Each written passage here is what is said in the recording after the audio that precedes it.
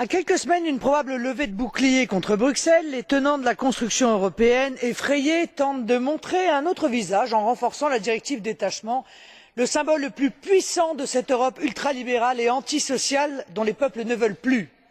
Adoptée en 1996 sous le prétexte d'améliorer la liberté et la protection des travailleurs européens, la directive détachement est devenue en quelques années le moyen le plus puissant d'aligner les salaires en Europe sur le salaire le plus bas et de mettre en œuvre le dumping social. En quelques années, nous avons assisté à une véritable déferlante de travailleurs low cost dans nos pays. Selon les statistiques, il serait, ne serait ce qu'en France, plus de 500 000 dans un pays, je le rappelle, qui compte plus de 5 millions de chômeurs. Face à cette concurrence déloyale organisée, les entreprises locales n'ont d'autre choix que de disparaître ou d'importer des travailleurs low cost.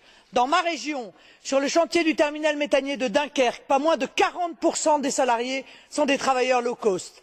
Leur nombre est tel que l'administration chargée de contrôler le travail n'est plus en état de vérifier si ces travailleurs ont un contrat de travail ou s'ils travaillent au noir.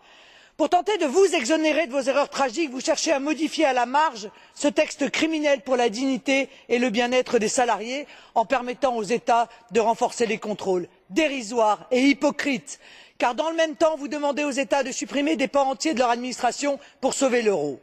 Je l'ai dit et je le redis solennellement.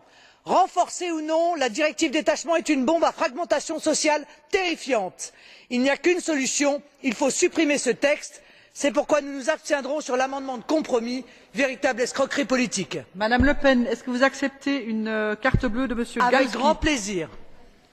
D'abord, Monsieur, les États-Unis ne se sont pas fondés sur l'immigration, ils se sont fondés sur la colonisation et la colonisation la plus brutale qui soit, puisqu'ils ont fait disparaître les peuples qu'ils ont remplacés. Déjà, c'est une première chose.